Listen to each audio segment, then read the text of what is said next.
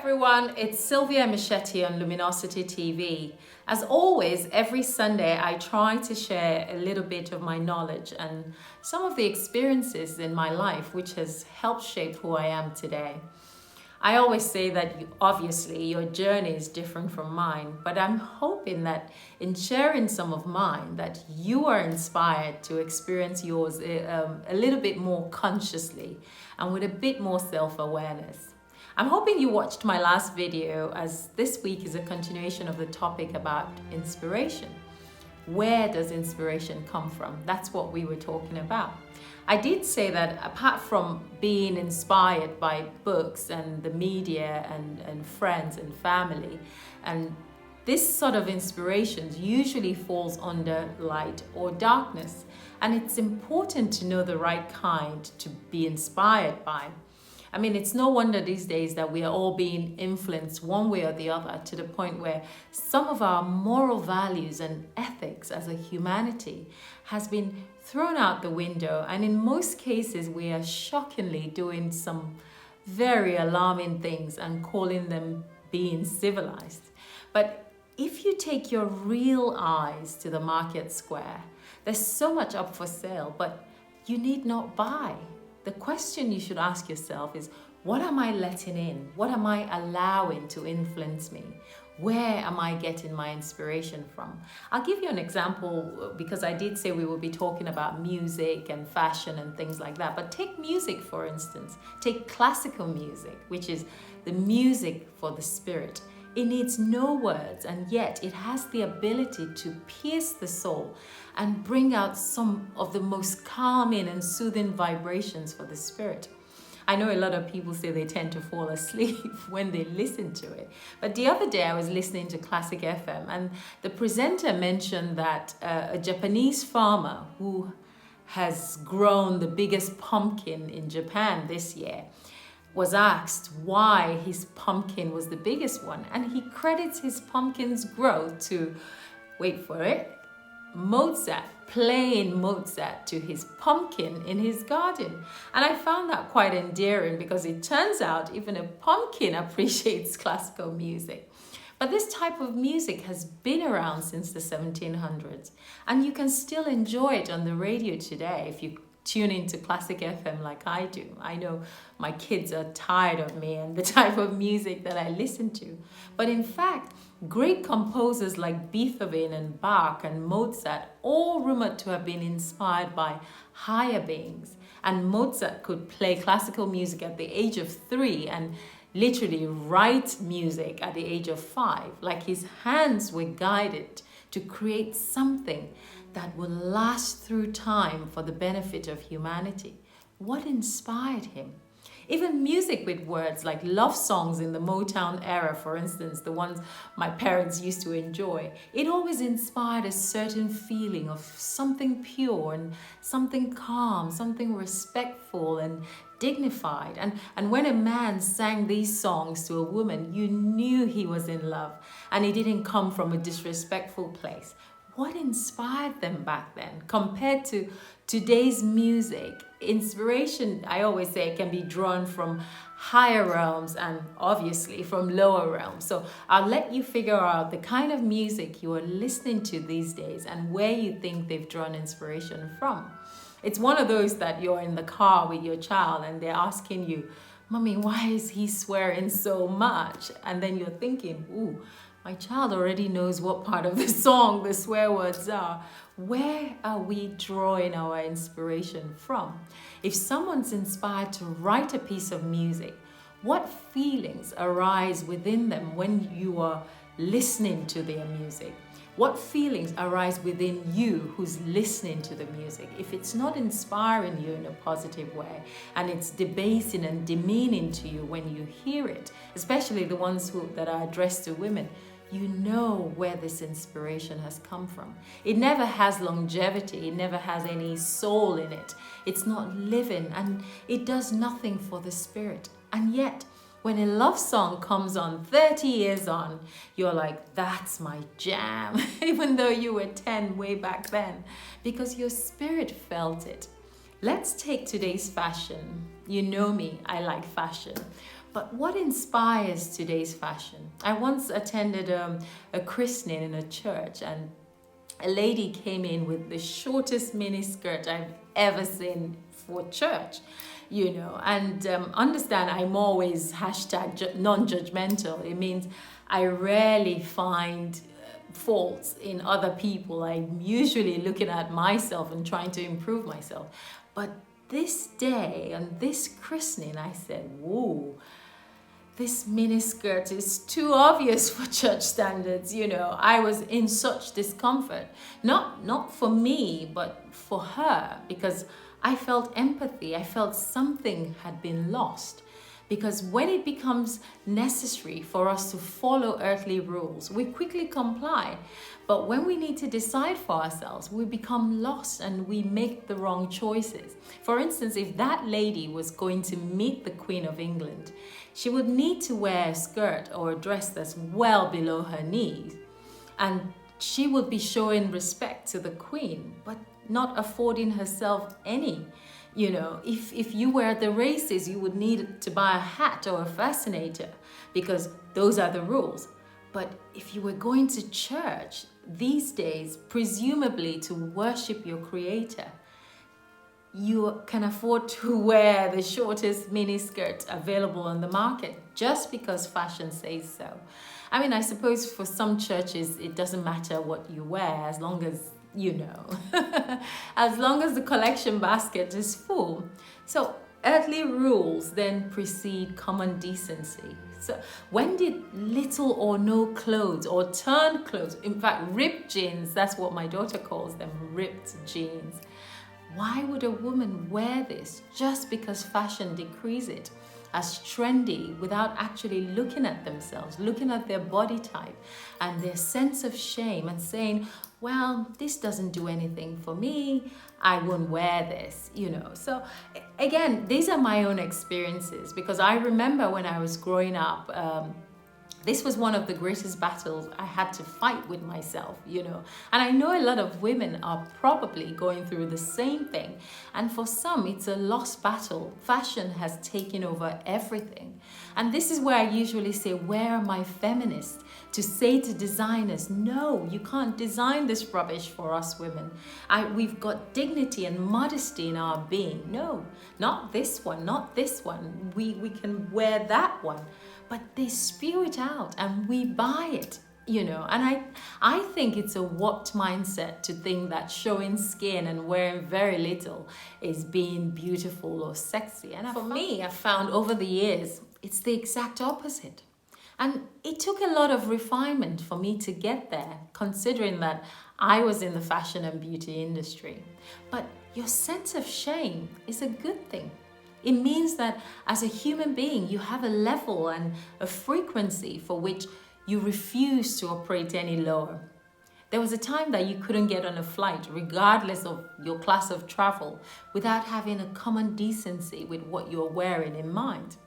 Now, short shorts and flip-flops, you've been on a holiday, but do you need to bring the beach back with you?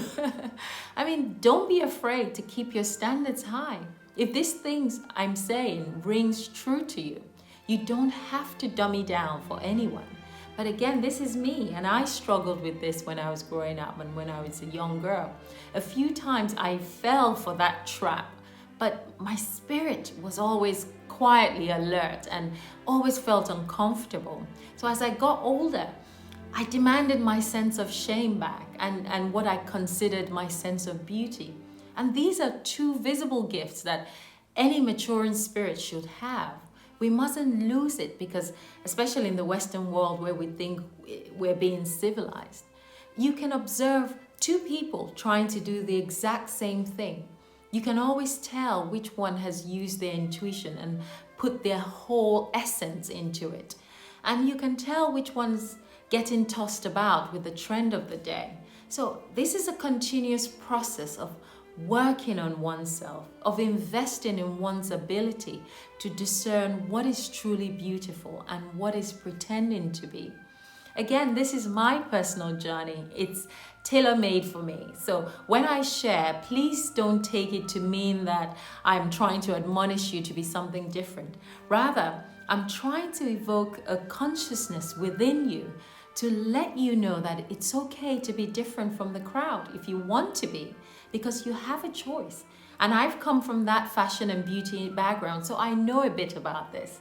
However, you are on your own journey, so you must constantly ask yourself, where is my inspiration coming from? Am I allowing the wrong people to inspire me? What are they telling me? And why am I becoming a caricature of my true self just by listening to them? Because everywhere you go on social media, people say, be yourself, be your true self, including all of those who you know that they have been swallowed up by the social media frenzy. And you just wish for their sake that they would even take a break. But they're always there saying, be yourself, be yourself. So all just following on that wide road that leads to the slaughterhouse. And yet the long, narrow road to redemption, no one's on it. So we have to be alert.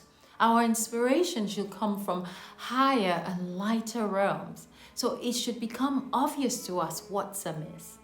But we have allowed ourselves again to be cut off from that guidance from above that would constantly help us, because we concentrate on our material environment and the things that we do are done out of selfishness and greed. We want the fastest cash. We want our videos to go viral.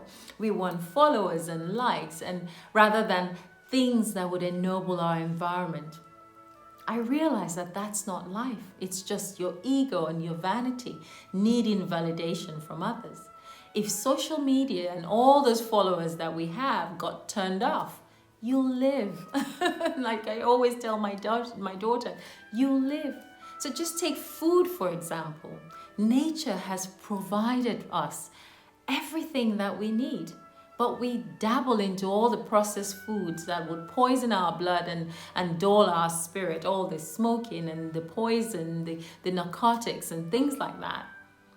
But then when we need to lose weight, we say, wow, I've got to lose some weight. So we start to go the extreme way and put extreme things in our bodies. We go vegan and vegetarian, pescatarian, keto, Atkins, grapefruit diet. Seriously, why the torture? What inspired that wrong way of nourishing our bodies and yet expecting to be healthy with extreme measures? I mean, don't even get me started on the quality of children that we are raising. Not the quantity, the quality. Because in Nigeria, where I come from, they concentrate on the quantity. How many children have you got? When you have one, they say, oh, come on, you ought to give her a sibling. She needs someone to play with. And then when you have two, they say, what are you waiting for? Just add one more.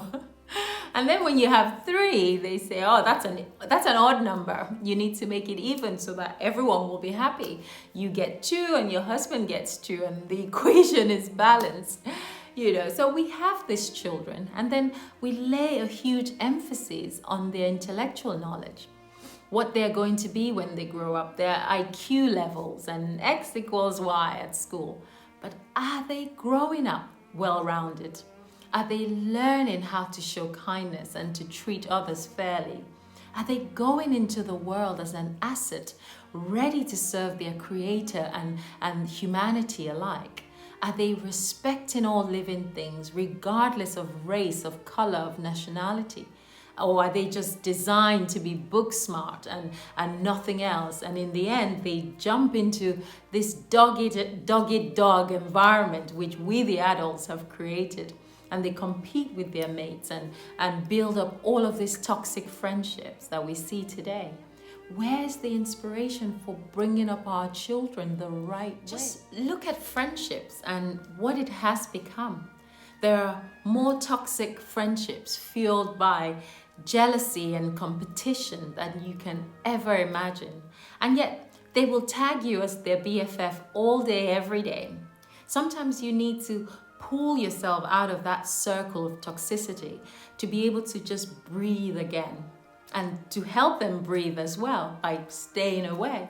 So you only need to use your real eyes sometimes so that when they walk through the door, you can smell their aura before they even get a chance to call you sweetheart.